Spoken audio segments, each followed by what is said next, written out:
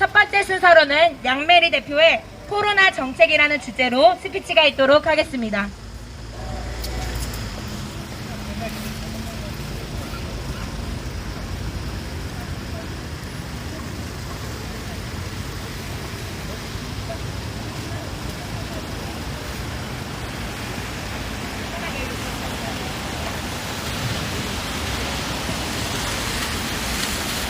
샬롬 반갑습니다. 저는 24살 양메리 청년입니다.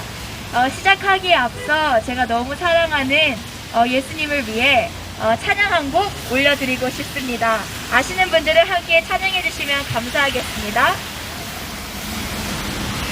나의 주 크고 놀라운 하나님, 하늘 위에서 지혜와 권능과 사랑으로 우릴 다스리네.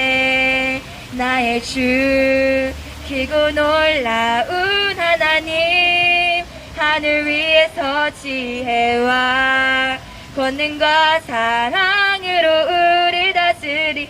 영어로 한번 하겠습니다. Our God is an awesome God. He reigns from heaven above with wisdom, power, and love. Our God is an awesome God.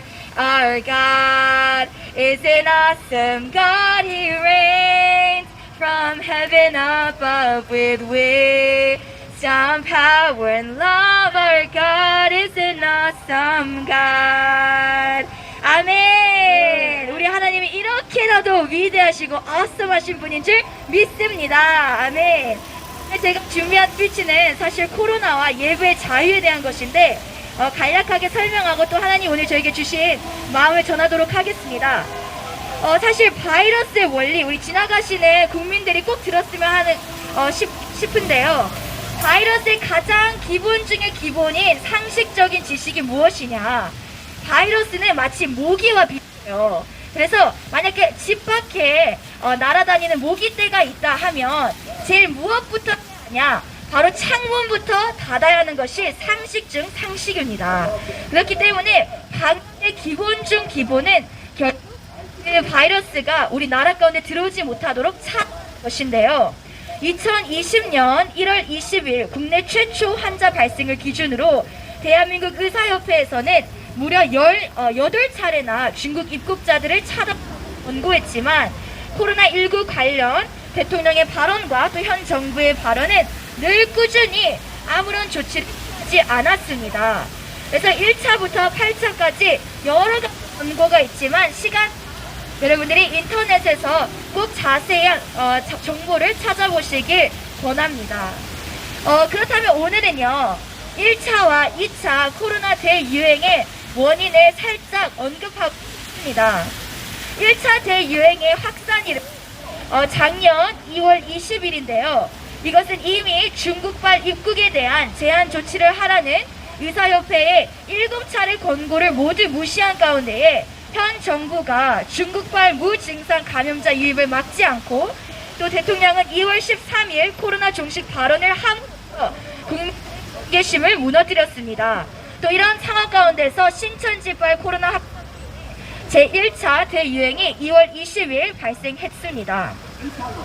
또 2차 대유행 확산일은 8월 14일로서 문재인 정부가 7월 21일 한국판 뉴딜 정책을 발표하며 우리 지친 국민에게 휴식을 준답시며 휴가를 장려하고 8월 17일 월요일을 임시 공휴일로까지 지정하면서 사흘간의 황금 연휴를 조장하여 소비와 휴가지 밀집을 장려했습니다. 그래서 휴가철인 작년 8월 1일부터 18일까지는 무려 2천만 명의 휴가 인파가 제주공항과 해수욕장에 밀집됐다는 사실을 우리 모두가 이미 알고 있겠지만 또 많이 모르시는 국민들이 계시기 때문에 다시 언급하길 원합니다. 근데 당시에 우리 대한민국의 언론 플레이가 어땠는지 우리의 기억을 상기시켜줘야 할 필요가 있다고 생각합니다. 8월 15일부터 16일 작년에 해운대, 광안리 그리고 송정 해수욕장에 모인 100만 명의 인파에 대해서는 그 어떤 조치도 또 언론 플레이도 시행하지 않으면서 8월 15일 광화문 집회가 2차 대유행의 주요 원인이라고 프레임을 씌워 당일 집회 30분 거리 이내만 있었어도 강제적인 전수조사를 시행하고 더 나아가 대한민국의 모든 교회들을 탄압하는 대한민국 언론 플레이의 부패를 보여준 대표적인 대한민국 근대사 사건이었습니다. 그래서 여러분 정확하게 제가 한번 짚고 넘어가 드릴게요.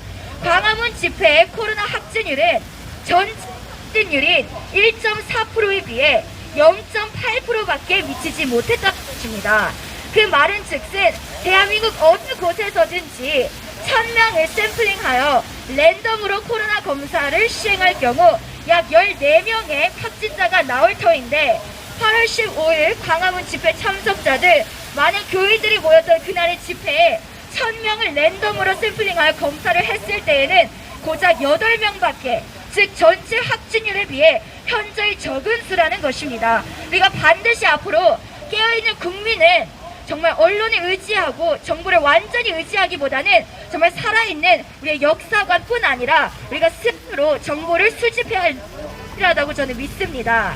또 2001년 1월 22일 정례 브리핑에서도 발표가 같이 대한민국 언론으로 인해 사람들의 인식이 많이 왜곡되어 있습니다. 한교총 인식조사 발표에 따르면 코로나19 확진은 전체의 7.9%밖에 되지 않는데 국민들은 48%로 알고 있다는 것입니다. 감사합니다. 마이크. 네, 대한민국의 언론 이렇게나 우리 국민들의 눈과 귀를 현혹시키고 있다는 것을 이번 코로나19 팬데믹을 통해서 우리는 철저히 느껴왔고 지금도 느끼고 있습니다. 또 마지막으로 오늘 여러분에게 전하고 싶은 것은 지금 많은 교회들이 현장 예배 금지 조치의 부당성에 대해서 많은 어려움을 겪고 있는데 이것을 오로지 팩트를 기반하여 마지막 발언을 끝내고 싶습니다.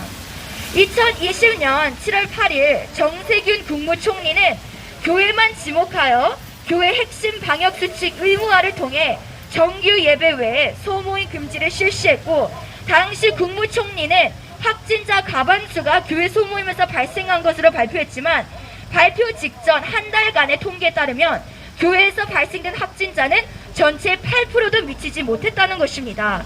또 2020년 작년 8월 18일 중대본은 교회 방역 조치 강화 방안을 발표하면서 비대면 예배만을 허용하고 교회가 주관하는 모든 대면 모임과 행사, 단체 식사 등을 금지하는 행정 조치를 실시했는데 현장 예배 금지령은 오직 교회만 적용되었고 사찰과 성당과 같은 타 종교 시설에는 적용되지 않았다는 점 우리는 깨어있어서 주목해야 됩니다. 이것은 혈과 육을 상대하는 전쟁이 아닌 마지막 때에 적그리스도의 세력이 우리 그리스도인들을 핍박하고 우리를 지금 어떻게 보면 마지막 때에 단련하고 있는 것을 우리가 반드시 인식해야 될 줄 믿습니다.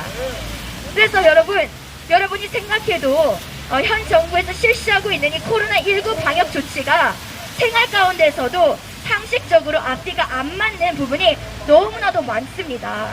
하지만 2달 전에 2021년 2월 1일 윤태호 중앙사고수습본부 방역총괄 반장께서는 코로나19 관련 백브리핑에서 이미 교회의 경우는 밀집도가 낮고 사전에 방역 조치들이 잘 이루어져 지금까지 대면 예배를 통한 감염은 거의 없다라고 이미 공식적으로 밝혔습니다. 그렇다면 왜 현 정부는 코로나 정책을 통하여 교회를 탄압하는 것일까요? 현 정부가 여러분 해체하고자 하는 것이 한미동맹이며 통과시키고자 하는 것이 포괄적 차별금지법, 낙태법이며 확산시키고 있는 이 대화가 바로 사회주의와 공산주의입니다. 백성을 위해 빛이 되어야 할 정부가 어떻게 보면 매스미디어를 통한 국민의 세뇌와 또 배급주의 정책을 통한 나태로 백성들의 무지를 이용하여 한 국가를 말살시키고 있는 가운데에 유일하게 핍박과 고난과 심지어 감옥살이까지도 두려워하지 아니하고 국민들에게 진리를 외치는 자들이 있는데 그들이 바로 누구냐? 바로 교회를 다니는 이 대한민국의 크리스천들입니다. 대한민국의 근대사를 봐도 일제강점기 때에 독립운동을 하다 수감된 자들 중 기독교인들이 무려 절반 이상 54%였던 것과 같이 오늘날도 국가의 안전과 자유를 위해 자기 목숨을 바치는 대부분의 사람들은 믿는 크리스천들입니다. 따라서 지나가시는 여러분, 마지막으로 전화드리고 싶은 말이 있는데, 우리 기독교인은요 누구보다도 우리나라 대한민국을 사랑하는 애국자들입니다. 우리 역시도 이 나라를 너무나도 사랑하는 국민들이기 때문에 비오는 이 날씨 가운데도 뭐하러 우리가 여기 나오겠습니까? 지금 이 대한민국이 포괄적 차별금지법 지난 15년간 무려 2,500%나 늘어난 청소년 에이즈 감염률이 얼마나 높은지, 또 학교에서 가르치는 것이 부모를 공경하지 말라, 선생님의 말을 듣지 말라, 네 멋대로 살아라, 정말 말이 안 되는 소리지만 그런 말이 안 되는 소리를 지금 우리의 청소년들과 아이들에게 가르치고 있다는 것입니다. 우리가 이대로 정말 믿는 크리스천들이 깨어나서 이렇게 외치지 않고 비오는 날 십자가를 지지 않는다면 우리 다음 세대 아무리 열심히 공부시켜봤자, 아무리 좋은 인맥과 스펙을 쌓는다 할지라도 우리는 더 이상 대한민국이란 국가가 존재하지 않을 것입니다. 하나님께서 우리 이 땅 가운데 보내신 것은 이 땅을 통하여 하실 비전과 꿈들이 있기 때문입니다. 우리 그 꿈과 비전을 위해서 나는 없고 오직 나를 위하여 십자가에 죽으신 그 예수 그리스도의 보혈의 능력으로만 살아야 될 줄 믿습니다. 비오는 날씨에 이렇게 함께 해주신 모든 여러분들 너무나도 축복하고, 앞으로 우리 끝까지 정말 천국 가는 그날까지 오로지 주님과 주님의 영광만을 위해서 살기를 선포합니다. 감사합니다.